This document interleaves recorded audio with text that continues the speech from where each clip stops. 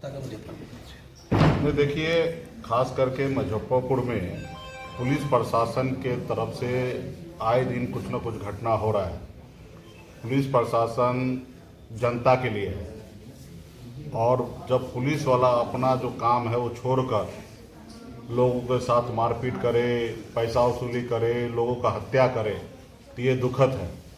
तो मैं आपके माध्यम से एसएसपी साहब से मैं आग्रह करता हूं कि ये जो खेल आपके प्रशासन कर रहे हैं उसको रोकिए, अकेला तो बराबर कर, क्योंकि नहीं तो समाज में विद्रोह होगा और इसके लिए आपको बड़ा जवाबदेही आपको तय करना पड़ेगा। अभी आपने देखा कि किस तरीके से एक जनप्रतिनिधि सरपंच को किस तरीके से मारा पीटा गया, सिर्फ पैसा उगाही करने के चलते।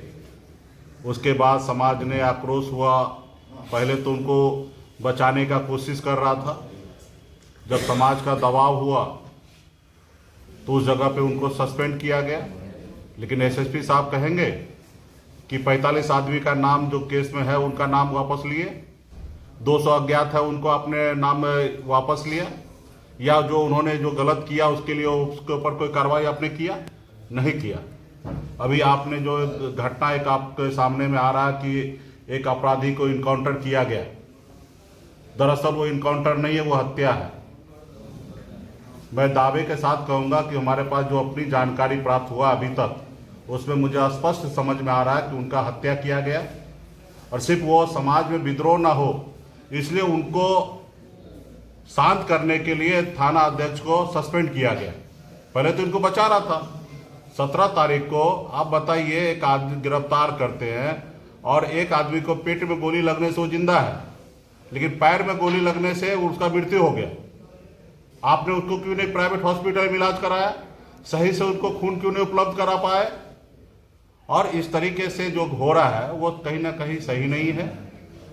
मैं एसएसपी साहब से आग्रह करूंगा, मेरा अभी सीधा आरोप मैंने नहीं लगाया, लेकिन जो जनता के बीच में से निकल के आ रहा है वो मैं आज बात रख रहा हूं कि यहाँ पे कोई अपराधी है क्या है नहीं, उसको लिए जज बैठा हुआ है। पुलिस का काम नहीं किसी का हत्या करना, और कोई अपराधी नहीं है उसके कहने से नहीं होगा। केस था, केस पे वो बेल पे है। अगर बहुत बड़ा अपराधी होता तो शायद वो जेल में होते। कई सारे लेकिन आरोप है उस पर। हाँ, आरोप लगते हैं, लेकिन ये काम जो है पुलिस का काम नहीं कि इनकाउंटर करने का।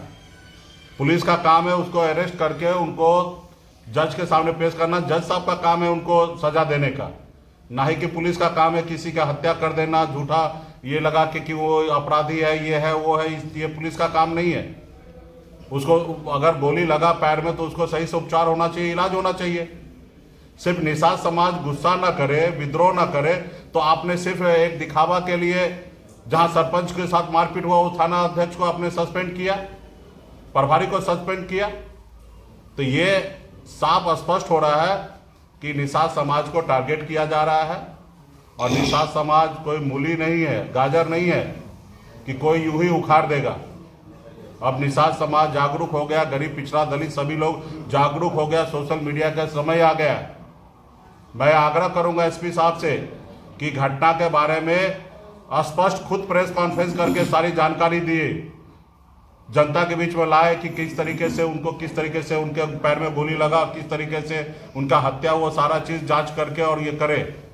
नहीं तो आने वाला समय में समाज काफी चिंतित है, आक्रोशित है, और इसके लिए जिला प्रशासन को जवाबदेही लेना पड़ेगा।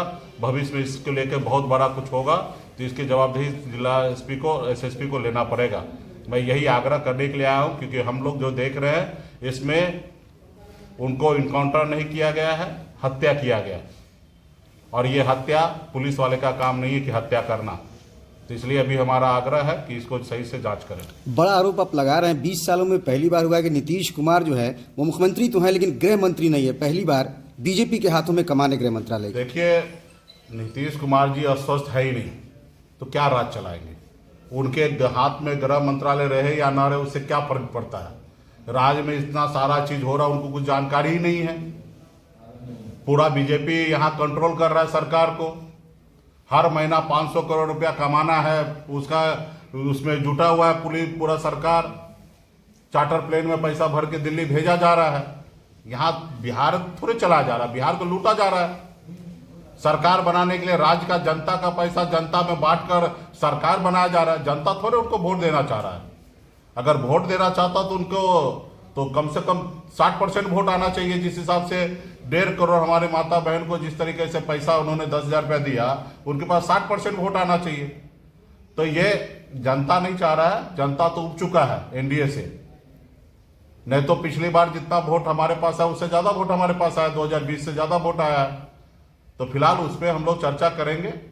और नीतीश कुमार जी अस्वस्थ है, नीतीश कुमार जी से बिहार नहीं चलना है। अभी भारतीय जनता पार्टी चला रहे तो जो भी चला रहे चलाने दीजिए, लेकिन सिर्फ उगाही ना करें, राज्य को भलाई के लिए, राज्य को तरक्की के लिए भी काम करें।